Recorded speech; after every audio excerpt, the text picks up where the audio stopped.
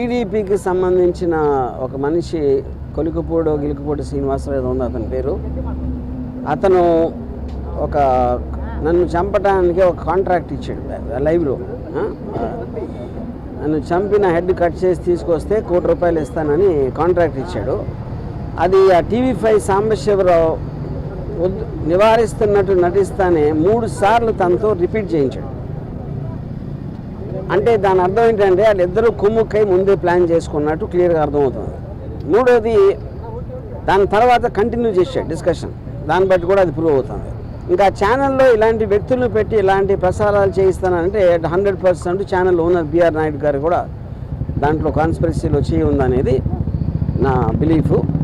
దాని సందర్భంగా అది ఆ కంప్లైంట్ ఇవ్వడానికి నేను వచ్చాను ఇక్కడ డీజీపీ గారి దగ్గరికి. నేను దాసరి కిరణ్ కుమార్ మీ ఇద్దరం కంప్లైంట్ హ్యాండ్ ఓవర్ చేసాం. దానికి అప్రాప్రియేట్ యాక్షన్ వాళ్ళు దాంట్లో ఉన్న అన్ని పరిశీలించి వాళ్ళు తీసుకుంటారు.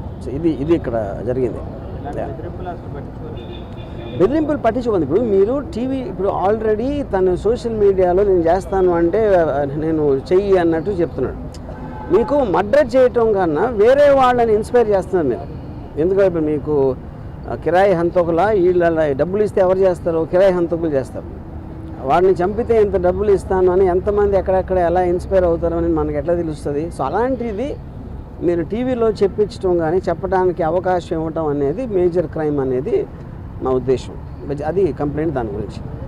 అంటే ఇప్పుడు కూడా చాలా కాంట్రవర్సీలు వచ్చాయి. ఇప్పుడు కూడా కంప్లైంట్ రామ్ గోపాల్ వర్మ గారు ఇప్పుడు తొలిసారిగా కంప్లైంట్ అది ఎప్పుడు నన్ను చంపడానికి ఎవరు ఇవ్వలేదండి కాంట్రాక్ట్.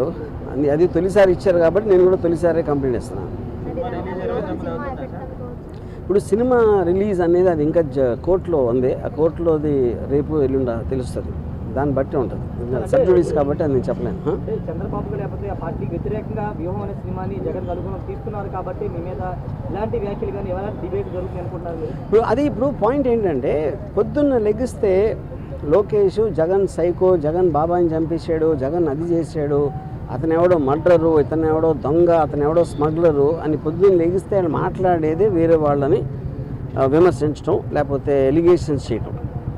అలాంటిది వ్యూహం సినిమాలో ఏదో చూపించేస్తున్నానని వాళ్ళు ఊహించుకుని వాళ్ళు చేసేదే నేను చేస్తున్నానని చెప్పడానికి వాళ్ళకి అసలు ఏ విధంగా రైట్ ఉంది అనేది బిగ్గర్ క్వశ్చన్. అది వ్యూహం అనే సినిమా ఒక పొలిటికల్ కామెంట్, అది పొలిటికల్ ఒపీనియన్ నాది. దేశంలో ప్రతి ఒక్కరు కొన్నట్టే మీరు తెల్లారు లేస్తే మీరు డిబేట్లో మాట్లాడచ్చు, న్యూస్ పేపర్లో రాయొచ్చు, లేకపోతే బుక్ రాయొచ్చు, న్యూస్ పేపర్లో కాలం చేయొచ్చు, ఒకళ్ళిద్దరితో మాట్లాడుకోవచ్చు, ట్వీట్ పెట్టచ్చు, అలాగే సినిమా తీయచ్చు. అన్నీ కూడా మాధ్యమాలు. కంటెంట్ అనేది ఎక్స్ప్రెస్ చేయడానికి నాకే కాదు ఎవరికైనా రైట్ ఉంటుంది. అదే నేను చేస్తున్నాను.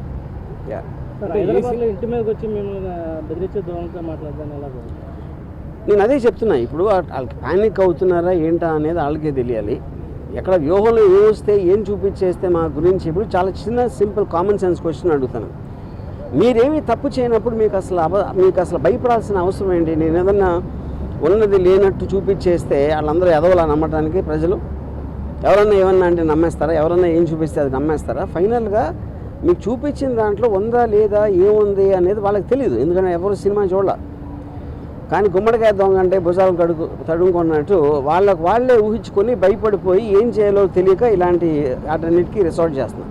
ఫర్ ఎగ్జాంపుల్ ఈ శ్రీనివాసరావు అనే అతను నిన్న రాత్రి అన్నాడు, ఇప్పుడు ఆల్రెడీ 24 hours అయిపోయింది, ఎవ్వరూ కూడా అతన్ని కండెమ్ చేసిన పోలేదు. ఎందుకంటే వాళ్ళ పేర్లు చెప్పెడతాను. పవన్ కళ్యాణ్, చంద్రబాబు గారు, లోకేష్లు అందరి పేర్లు చెప్పినా వాళ్ళు ఎవరు ఇలాంటిది మా పేరు మీద ఒకటి చేస్తున్నారని కండెమ్ చేయకపోతే అర్థం ఏంటి? వాళ్ళు కూడా అదే మైండ్ సెట్లో ఉన్నట్టే కదా. అంటే ప్రధానంగా ఈ సినిమాలో మీరు క్యారెక్టర్ అసాసినేట్ చేశారని ఆరోపణలు. నేను అదే లోకేష్ ఫ్యామిలీ కానీ లేకపోతే చంద్రబాబు ఫ్యామిలీ కానీ కాదండి, నేను అదే అంటున్నా. ఈ సినిమాలో క్యారెక్టర్ అసాసినేట్ చేస్తాను అభియోగం మీరు చేస్తే, వాళ్ళు చేస్తే పొద్దున్న లెగిస్తే చేసేది ఏంటి? ఎవరినైనా కాదు, నేను చెప్పేది ఉట్టి జగన్ కాదు, పాలిటీషియన్ అనే ప్రతి మనిషి కూడా పొద్దున్న లెగిస్తే ఎవరో ఒక క్యారెక్టర్ అసాసినేట్ చేయటమే పనిగా పెట్టుకుంటారు. That is a part of life. మీడియాలో ఎవరు మాట్లాడినా ఎవరో ఒకరిని క్యారెక్టర్ అసాసినేట్ చేస్తారు. ఓకే, క్యారెక్టర్ అసాసినేషన్ కేవలం ఒక పేరు, అది లేబుల్. యాక్చువల్ పాయింట్ ఏంటి? అది ఒపీనియన్ చెప్తున్నారు, ఒకళ్ళ మీద ఒకన్న ఒపీనియన్ వాళ్ళు చెప్తున్నారు. అది ప్రజాస్వామ్యంలో that is a fundamental right granted under article 19 to tell an opinion. సినిమాలో నేను చేసింది అదే.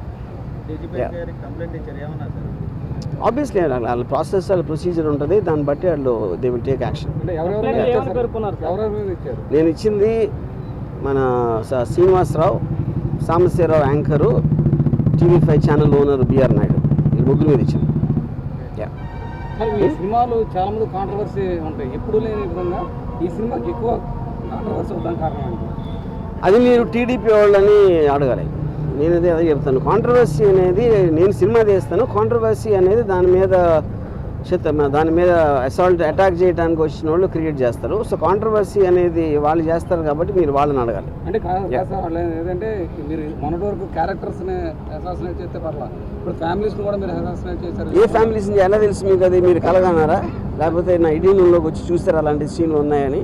అంటే మీ ట్రైలర్లో కానీ వాటిలో కానీ మొత్తం నేను అదే చెప్తున్నా, మీరు చెప్పండి ఏ ఫ్యామిలీలో ఎవరిని అసాసినేట్ చేస్తే చెప్పండి, ఒక ఎగ్జాంపుల్ చెప్పండి. అంటే వాళ్ళు చెప్తున్న నేను అదే అంటున్నాను, వాళ్ళు చూసింది మీరు చూసింది ఒకటే కదా ట్రైలర్లో. నేను కొన్ని సపరేట్గా వాళ్ళకి పంపించలేదు కదా సినిమాని చూడటానికి. Yeah okay. ఈ రామోదర క్రియేషన్స్ మీద కూడా నారా లోకేష్ కంప్లైంట్ చేశారు, దాని మీద మీరు ఏమైనా లీగల్ వెళ్ళబోతున్నారు? రేపు మార్నింగ్ హైకోర్టులో దాని మీద విచారం జరుగుతుంది. వెయిట్ అండ్ సీ, చూద్దాం. No. సార్ అనుకున్న టైం సినిమా రిలీజ్ అయితే అనుకుంటున్నారా? ఇప్పుడు అది నేను కోర్టు గురించి కామెంట్ చేసినట్టు ఉంటుంది. కోర్టు